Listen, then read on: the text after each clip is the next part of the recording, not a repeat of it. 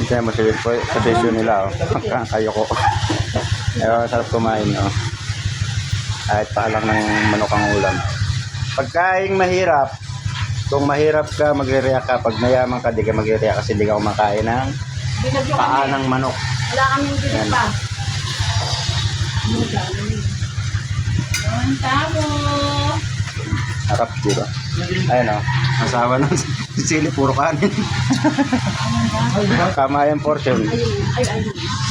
Yan. Sikat ka rin yan. Pagkatapos mabagyo, ito na binagyo nila.